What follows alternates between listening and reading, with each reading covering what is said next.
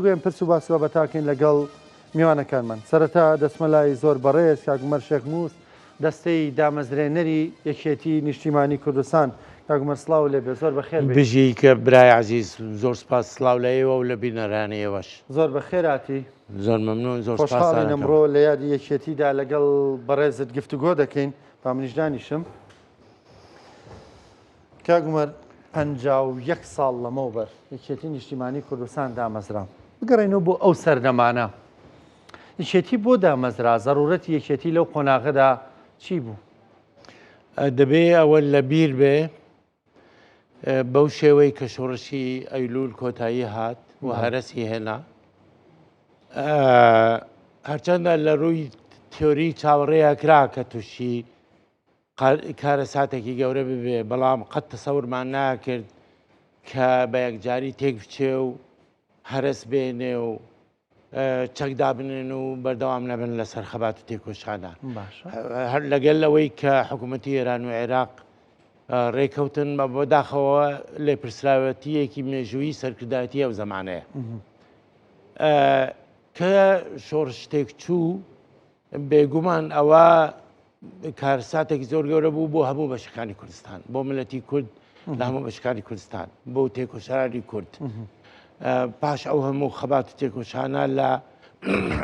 61ەوە تا 75 بۆیە جموجۆڵێکی زۆر فراوان کەوتە ناو ڕێزەکانی ملەتی کورد چ لەناوەوە چ لە دەرەوەی وڵات لە هەموو بەشەکانی کوردستانە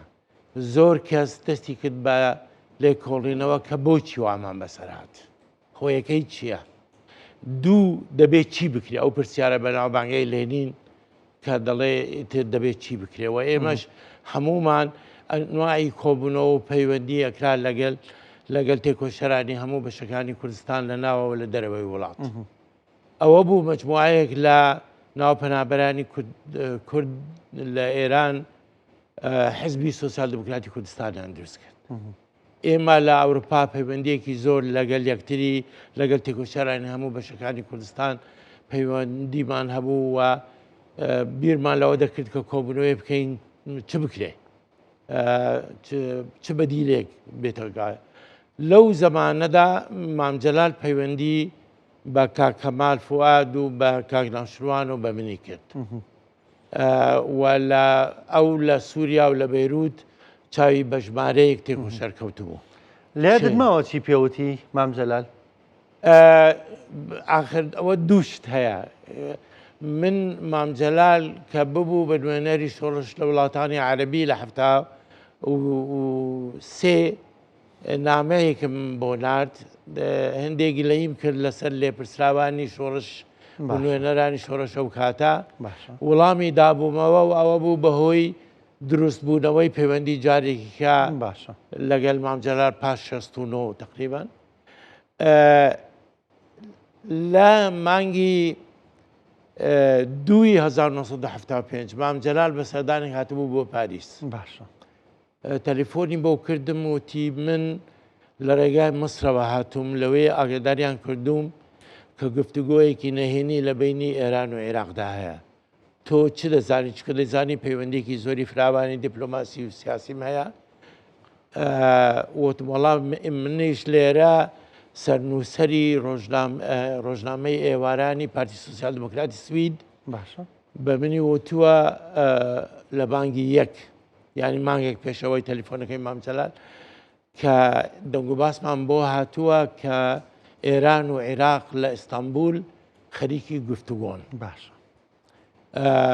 و ئاگاتان لە خۆتان بێ ئەوە ئیتر ڕۆی بەڵام لە دوایە کە اتفاقی جەزایر بوو و هەمومان چاوەڕێمان ناکرد بەڕاستی چونکە زۆر پەیوەندی کرا لەگەڵ مام جەلال لە بەیروت و لە سووریا لیبیەکان سۆڤێتیەکان هەندێ لاینیکە کە تکایە پەیوەندی بۆ مەڵە مستەفا بنێرنگە بەردەوام بێ مقاومەت هەر بمێنێ باشە پێمان ناخۆشە بەڵام ئەوان بریاریاندا بۆ نامەکە بەدەستی هێرۆخاندا نردبووی ئەویش تەسلیمی مامۆستا ئیبراهیمی کردبوو ئەویش دابووی بە کاک مەسعود و کاک ئیدریس بەڵام هیچ وەڵامی نەبوو نامەکە پاش دیتنی پریماکۆڤ بوو کە ئەو وەختە لێپرسراوی تاس بوو لە بەیروت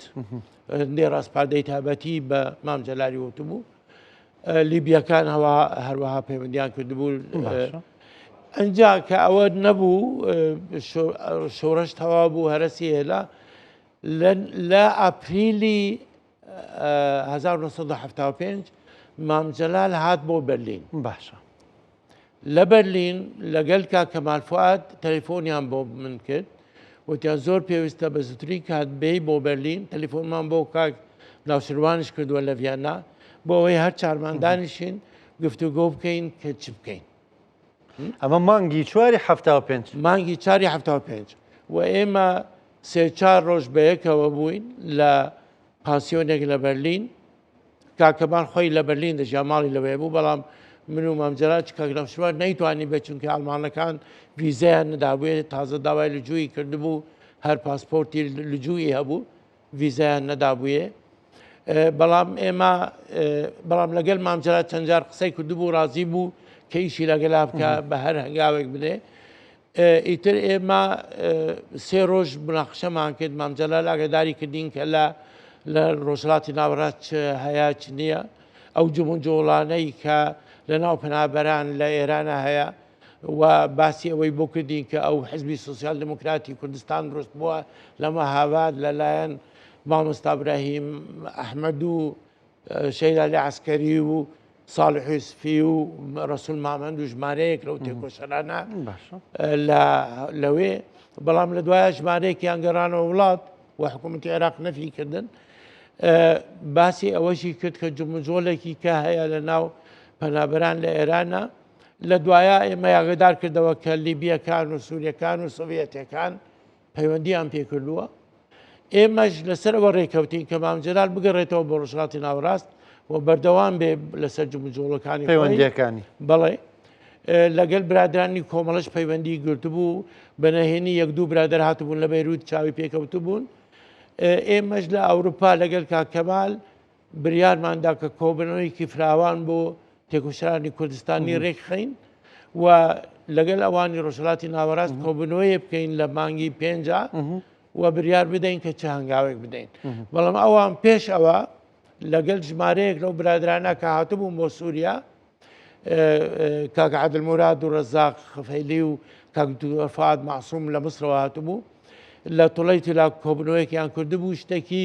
سەرەتاییەکیان بەیاننامەیەکیان نووسی بوو وەکو ڕەشنووسێک و هێنایان بۆ کۆبنەوەی بەرلین لە مانگی پێنج و لەوێ مناقشەمان کرد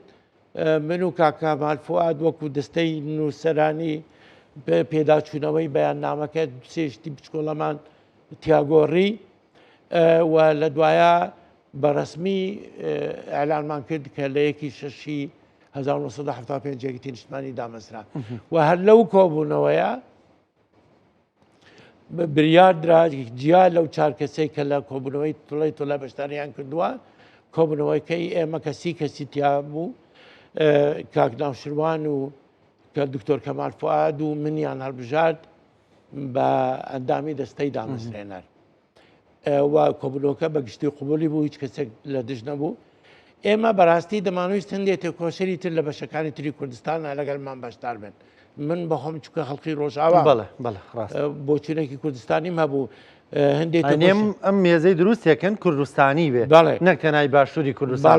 بەڵێ ئێمە ژمارەیە کوردی تورکیا و ئێرانمان داوات کردبوو لە جیا لەوانەی کوردستانی عێراق بەڵام نەیانتوانی بێن نەیانتوانی مەسەڵەن کاک سەردار ئەراراتی نەیتوانی کە برادرانی پارتی سۆسیالیستی کوردستانی تورکیا بوو پێشتر کاک محەممەدی متەدی لە سەرۆکایەتی حزبی دموکرات بوو لە ئێران برای کاک سەلاحەدین متەدی بەڵام پشتیوانی هەنگاوەکەیان کرد و ئێمە بەڕاستی بۆیە ئەگەر تەماشا بکەی ناومان نا یەکیتی نیشتمانی کوردستان نەک یەکیتی نیشتمانی کوردستانی عێراق بە خەیاڵی ئەوەی کە لە دوا ڕۆژە ممکنە لە بەشەکانی تری کوردستانە لقی ئەم بزنەوەیە دروستکەین ناوەکە بیرۆکەی کێ بوو بە دیاریکراوی وەڵا هەمومان لەسەرەوە ساغ بووین ناوێکە ینی مەسەلەن هەندێک گەزی دیکایە ناوەکە بە مروری زەمان جارجار دەگۆڕێ لەگەڵ زەمانەکەدا بەڵام ناوی یەکێتی نیشتیمانی کوردستان هەز دەکەی بۆ هەموو سەردەم و کاتێک گونجاوە بە پڕە لە ئەحساسی کوردانە و کوردستانیانەیەکی فراوان ئەنجا یەک لە هۆیەکانی کە نەمان کرد و خزگە بمان کرد باە لەگەڵ کاکنەوشوانە چەندین جار مناقشەمان کرد لە شاخە کە خزگە لقمان دروست کرد باە لە بەشەکانی تری کوردستان بەڵام ئەو شێوەی کە سەرکردایەتی بەرزادی لەگەڵ بەشەکانی تری کوردستانە ڕفتاری کردبوو پەیوەندیەکانیان زۆر خراپ بوو لەگەڵ کوردی تورکیا پاش ئەدامکردنی دکتۆر شوار و سعید ئەلچی و ئەوانە لە دوایە مەسلەی سلێمانی موعینی و تەیخوسەرانی تری کوردستانی ئێران بزوتەوەی شەریف زادە و ئەوانە لەگەڵ کوردی سووریاش لە جەتی ئەوەی دەورێکی ئیجابی ببینن دەورێکی سەلبیان بینی بوو لە شیخاخاتی کە لە ناو حیزبەکانی پارچەکانی دیکە تۆزە دڵنیگەران ئێمەش زۆر پەڕۆشی ئەوە بووین چونکە یەکێک لە پرەنسیپە هەرە گەورەکانی ئێمە ئەوە بوو کە یەک پشت بە خۆبەستن پشت بە گەل و جەماوەربەستن پشت بەستن بە هێزی نیشتمانپەروەری بەشەکانی تری کوردستان بۆ ئەوەی پەیوەندی خۆمان لەگەڵیان ناتێک نەدەین دەستمان ڕاگرت لە دروستکردنی لقتیەکیتی نیشتمانی لەو بەشانە بۆ ئەوەی لەگەل ئەو حیزبانە و ئەو ڕێکخراوانە کار بکەین کە لەوێ هەن و هەرواشمان کرد و زۆر یارمەتی ئێمەشیاندا چ برادرانی کۆمەڵا لە کوردستانی ئێران چ برادرانی دێدەکادێ لە کوردستانی تورکیا چ پارتی چەپ لە کوردستانی سووریا زۆر باشە گەڕانوێن بیرەوەریانە بەڕاستی گرنگە دوای پرسیارەوەش دەکەم ئەمانە نانووسیتەوە لە کتێبێک وەکو بیرەوەریەکانی خۆت بڵاوکراوە ئەوە هەیە بەڵام بە تەفاسیلتر بە ئێستەشی لەگەڵدا بێ چونکەوە تەنا ئەو خۆ ناخێت پێشنیارێکی باشە بەڵام لەو کتێبەی پشکۆیەک لە خوڵەمێشدا و لە کتێبەکەی هەشتا ساڵی من بەڕاستی ئەو شتانە باسکراوە لە دوایە لە چەندین گفتوگۆی تەلەڤیزیۆنی بەوردی باسم کردووە بەڵام پێشنیارەکەی تۆم قبوولە ئینشاءڵڵا بەم نێزیکانە شتێکی وانووس ئینشاءڵڵا هەروە ساغ و سەلامەت بی و ئەوانە بنووسیتەوە دواتر ئەم تێکۆشەرانە لەکوێوە دەست بە خەبات دەکەن لە چ شوێنێک جێگیر دەبن ئەنجا ئێمە کە لە سەرەتادا بۆ چوونەی فکری ئێمە ئەمە بوو و ڕاستیش دەرچوو ینی من پێم ناخۆشەوە بڵێم بەڵام مێژوو نیشانیدا کە بۆ چوونە فکریەکانمان ڕاست بوو یەک لە ئەنجامی ئەوەدا کە ئێمە وتمان خەباتی درێژخایەن لەسەر پرینسیپەکانی پشت بە خۆبەستن پشت بە جەماوەربەستن پشت بە بەشەکانی تر ئەنجا لایەنی تر ئەوە بوو هاوکاریکردن لەگەڵ هێزی دموکرات و پێشکەوتنخواز و شۆڕشگێری ئەو وڵاتانەی کە کورتیا دەژی و بەیەکەوە خەبات و تێکۆشانەکەین لە ئەنجامدا ئەم حکوومەتە دیکتاتۆریانە تووشی قەیرانە بن لە ئەنجامی ئەو قەیرانەی ناوخۆ و دەرەوە ڕاپەڕینی جەماوەری دێتەکایەوە و ئەم حکوومەتانە ئەڕوخێن و ئەو بۆ چوونە فکریە لە حقیقەتدا ڕاست دەرچوون سەدام حوسێن تووشی قەیران بوو بۆتت بەداخەوە نا دیارە هەڵەیەکی سەرەتا وتت خۆزگەوانە بووە یان بەداخەوە مەبەستە لەوە بوو بڵێ ئێمە ئەو کاتە دووربین بووین ڕازگۆ دەزانی چی من زۆر حەز لەوە ناکەم لەو کەسانەی کە هەموو جارێک دیعاکەن کە دەتوانن پێشبینیشت بکەن بەڵام هەر بۆیە وامۆت بەڵێ بەڵێ دیارە هەڵەیەکی فرۆیدیان نەبووە لە ئەنجامی خەباتی درێژخایەندا دژمن تووشی قەیرانە بێ لە ئەنجامی ئەو قەیرانە ڕاپەڕینی جەماوەرە بێ و ئەو ڕاپەڕینی جەماوەرە زەمینە خۆشەکە بۆ هێزی شۆڕشگەر کە بتوانێت حکوومەت دروخێنەوە دیتمان کە سەدام حوسێن تووشی شەڕی 8 ساڵەی لەگەڵ ئێران بوو لە دوایە کوێتی داگیر کرد لە دوو شەڕا لە ئەنجامدا وای بەسەرات کرد لە دوایە ڕووخا ینی بۆ ڕاپەڕینی جەماوەری نەکتەنها لە ناوچەکانی ئێمە بەڵکو لە خواروی عێراق و ناوەڕاستی عێراقشە ڕوویە ینی ئەوە نیشانی دا کە بۆ چوونەکەمان باشە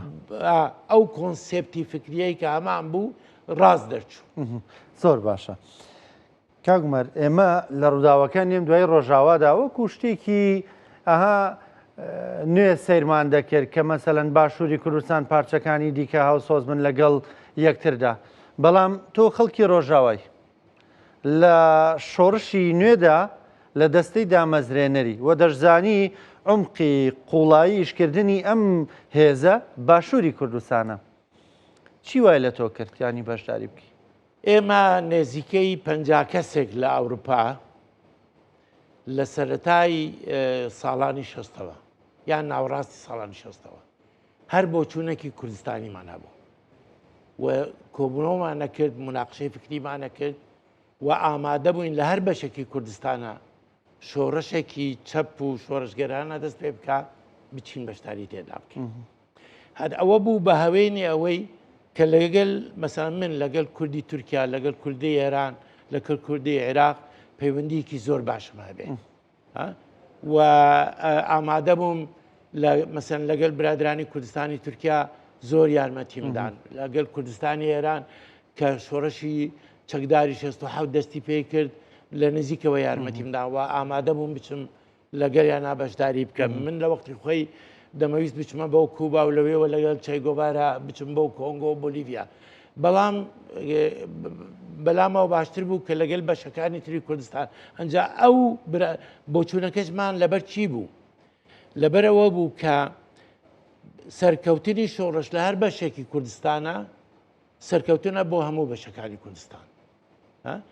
دوو لە ڕووی استراتیجیوە دەبێ ئەنالیسێ بکەی مەسەن ئێمە 75 لە سەرەتادا وامان بیرەکردەوە کە ئێستا ممکنە پاش هەرسێنان زمینە خۆشتر بێ لە کوردستانی ئێرانیان تورکیا کە شۆڕش دەست پێ بکات لەبەرەوەی وڵاتانی مەسەلەن ئەمانە سەر بە ناتۆن دۆستی وڵاتانی ڕۆژاوان ممکنە وڵاتانی سۆڤێت و شتراکی لەگەڵ وڵاتانی جیهانی سێەمە یارمەتیمان بدەن و خۆمان بۆ ئەوە دەکردبوو بەڵام پەیوەندیمان لەگەڵاکردن و بە خۆم مەسئولی ئەوە بووم کە لەگەڵ کوردی ئێران و کوردی تورکیا دانیشم لەیان بپرسم ئێمە بریارماندا بوو ئەگەر هاتوو ئەوان خەیاڵی ئەویان هەبێ بزوتنەوەیکی چەکداری و شۆڕشی دەست پێ بکەنەوە ئێمە دەستی پێ ناکەینەوە لەگەڵیاندا دەبین یارمەتی ئەوانە دەین بەڵام ئەوان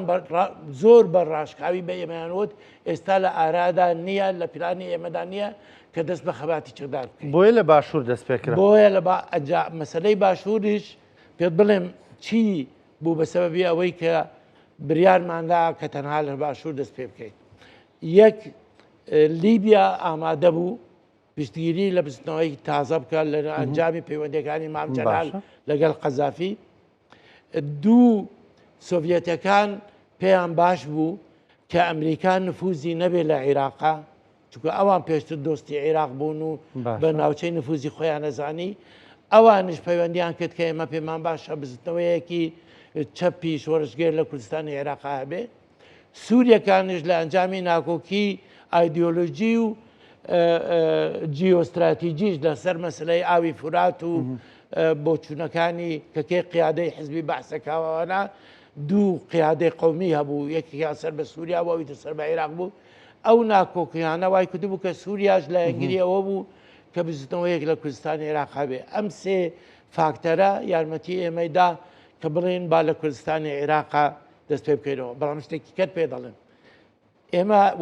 بەرنامەی ئێمەوە بوو کە 3 ساڵ خەباتی نەهێنی بکەین مەفرەزەی چەکدار دابنین مەفرەزەی ئیعلامی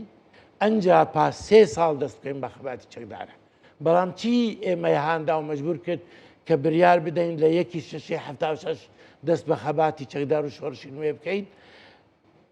ئەو برادرانەی حزبی بەعس کە دژی سەدام حوسێن بوو کە بەخۆیان نەگۆ حزبی بەعسی چەپ بە مام جەلالیان وتبوو کە لە تەمووزی 76 انقلابك ئەکرێ کە سەر بەوانە لە عێراق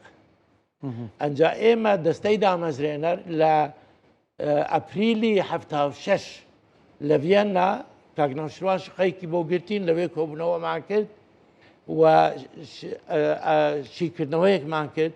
کە باشە ئەگەر هاتوو انقلاب بوو ئایا هێزی چەکدارمان هەبێ باشە یان نە و لە ئەنجامی مناقشەکانی کە هەمان بوو چکە هەموو ئەندامانی دەستەی دامەزرێنە لەوێ بوون و تازە دەنگ و باس و شتی زۆر ڕوویە گەیشتی ناو قەناعەدا کە باشترە بە برادرانی کۆمەڵە بزوتنەوە بڵین کە خێرا بشنە دەرەوە هێزێکی چەکدارمان هەبێت لە دەرەوە لە کاتی ئەوەی کە انقلابەکە کرا و لە مووقعێکی بەهێزەوە بتوانین گفتوگۆ لەگەڵ حکوومەتی عێراق یعنی ئەم هاوکات لەگەڵ خەباتی سیاسیدا خەباتی چەکداریش هەبێت باشە ئێستا ئەوە کە باسی دەکەین دەڵێن تەلەفۆنی کرد و ئەو پێیوتم و ڕەنگە بۆم سەردەمە کارێکی ئاسان بێ دەست دەدەیتە تەلەفۆنەکەت و قسە لەگەڵ کەسەکە دەکەی بەڵام بۆ سەردەمانە ئەمە هەموو زەحمەتیە یان بۆ نمونە کە مامجەلال لە وڵاتێکەوە دەچێت بە وڵاتێکی تریان ئێوە یان کاک نەوشیروان هەمووی زەحمەتیە بە سەفارەتی ئەم وڵاتانەدا دەڕۆن و هەندێکیان پاسپۆرتیان نییە و دەست خۆشەوە پرسیارێکی زۆر باشەکەکەیت و زۆرشی پێخۆشەکە پرسیارەکەیت ئێمە لە هاتوچۆدا زۆر گیرگرفتمان بۆ دروستە بوو ینی بۆ مامجەلال بۆ کاک عومەر دەباوە بۆ من بە تایبەتی هەتا کاک عومەر گاڵتەیەکی هەبوو دەیگۆ چکە من لە هەر بەتارێکا چوب ئەگیرام ئەیگۆ جاری کە لەگەڵ سەفەر ناکەم مەسەلەی پەیوەندی ڕاست دەکەی ینی بەڕاستی زۆر ماندووە بووین چاومان دەرەچوو هەتا نامەیەک ئەگەیشتە ناوەوەی وڵات و نامەیەک لە ناوەوەی وڵات ئەگەیشتە دەستێمە بەڵام ماڵیان ناوە بێ ژمارەیەک تێکۆشەری کوردستانی ئێران پەیوەندیان بە برادرانەوە کردبوو لە قەندیل و لە کوردستان برادرانی کۆمەڵی زەحمەتکێشانی ئێران لە دوایە ئەمانە یارمەتی ئێمەیانەدا پۆستەی ئێمەیان هێناوە برد ژمارەیەک لە تێکۆشەرانی کوردستانی تورکیا بە تایبەتی شەید نەژمەدین بووی و کافە کەیە نەک هەر تەنها پۆست و هاتون و چوون و پێشمەرگەی ئێمە هێناوە برد بەڵکو چەکی ئێمەشی دەخواستەوە لە سووریاوە بۆ بە ناو تورکیادا بۆ کوردستان ئەو کارە ئاستەنگەیە کرد بەڵێ ئەجا ئێمە زۆر زەحمەت بوو ڕاست دەکەی بەڵام لە دوایە توانیمان بە شێوەیەک لە شێوان تەلێکسێک دابنێ لە شاخ و لە دەرەوە خەنی بووین کە توانیمان ئەوە بکەین لە دوایە رادیۆی ئەوەی رادیۆی لاسلکی ئی ئەمەتۆرەکان توانیمان هەندێک مهندسی بێگانەمان فراند و کردمان مەجبورمان کردن ئەڵمانیا و شوێنێکی کە رادیۆ لاسلکیمان بدەنێ بۆ ئەوی بتوانین لەگەڵ برادرانە پەیوەندی بکەین لە دوایە کە فاکس هاتە گۆڕێ زۆر خەنی بووین کارەکە ئاسانتر لە دوایە ساتەلایت تەلیفۆنی ساتەلایت پەیدا بوو پێشتر برادرانی دموکرات ئەوەیان دانا و دەیانهێشت کە برادرانی ئێمە و مامجەلال و ئەوەنا سوودی لێوەرگرن ئەوانش لە ڕێگای عێراقەوە ینی ئێمە بەڕاستی من زۆر مەمنونی بزوتنەوەی کوردستانی ئێرانم شەید نەجۆش لە کوردستانی تورکیا ینی ئێمە شتمان بەناو قورگی شێردا برد بۆ کوردستان لە ڕێگای برادرانی کۆمەڵە و دموکرات بە ڕێگای عێراقدا پارەیە چەکە رادیۆیە لاسلکیە تەلیفۆناتە ئامادەمون بۆ بە ئێمەیانە برتیانی حکوومەتی عێراق پێ بزانێەوە دنیا لە سێدارەیەدان یا دەستگیرێکردن باشە بەڵام ئەوانە زۆر زۆر زۆر بەشێکی زۆری لە پارەکانی ساڵی 1940 و 1985 بە ڕێگەی ئەوانەوە بۆ وڵاتمان نات باشە ئێستا دوای ئەو ساڵانە من پرسیاری ئێستا لە بەڕێزت ناکەم لە بەرەی حەزم کرد بگەڕێنەوە بۆ بیرەوەریانە ئێستا دوای ساڵانە کە شریتی ئەو ڕۆژانە هێنیتەوە بەرچاوی خۆت چی بە خۆت دەڵێ من زۆر دڵخۆشم بە سێشت یەک کە بۆ چوونەکانی یەکی نیشتمانی سەلبێنرا کە ڕاست بوو لەگەڵ هەموو گیر و گرفتەکانی کە لە ناو ئێمەدا دروست بوو لەگەڵ هەموو جیابوونەوەکانی بزوتنەوە و ئاڵای شۆڕش و لە دوایە گۆڕان و گیرگرفتێکە کە بۆ ئێمە بەڵام بۆ چوونەکانی یەکتی نیشتمانی ڕاست دەرچوون ئەوە یەک دوو بوو بە هێزێکی سەرەکی لە ئاستی کوردستاندا لەگەڵ دیسان هەموو گرفتەکانە و لە دوایە مەسەلەن سکرتێری ئێمە بوو بە سەرۆکۆماری عێراق بەسا من قسە بەناوبانگەکەی سەدام حوسێن قەت لەبیرم ناچێت کە بە جۆرج حەبەشی وتبوو ئێمە ساڵی هەفتاونەوە لەگەڵ کاکناو شروان و عومەر دەبابە و دکتۆر فات مەحسوون چوون سەرمان لێدان بۆ ئەوەی یارمەتی لە فەڵەستینیەکان وەرگرین جۆرج حەبەش بە ئێمەی وتی تازە لە باغاوە هاتووم سەدام حوسێن بە منی وتووە بە ڕەفیقەکەی خۆت بڵێ مەقسەدی مام جەلالە پێ بڵێ وەڵاهی ئەگەر دار خورما لەسەری بڕوێن ناتوانێ 15 چەکدار بنێرێتە شاخ کە سەدام گیرا و ڕووخەوە ئەوەنا من ڕۆژێکیان بە مام جەلال وتم بۆ ناچیتە زندان پێ بڵێ جەناب دارخورماکە لەسەری منیان لەسەری تۆ ڕواوە وتی نانا زۆر ناشرینە نامەوێ ئەوە بکەم مەبەستم چییە زۆر بۆمان سەلبێنرا کە بۆ چوونەکانمان ڕاستبوو یەک دوو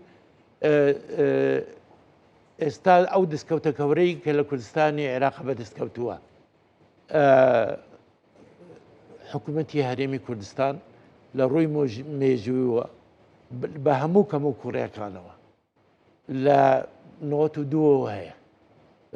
26 ساڵە هەیە لە مێژووی ملەتی کووردا دوو حکوومەتمان هەبووە ئەویش هەمووی بۆ ساڵێک بوو یان 3 ساڵ بوو ئەمە خۆی لە خۆیدا ڕۆڵ و بۆچوونی یەکیتی نیشتمانی دەورێکی باڵا بینی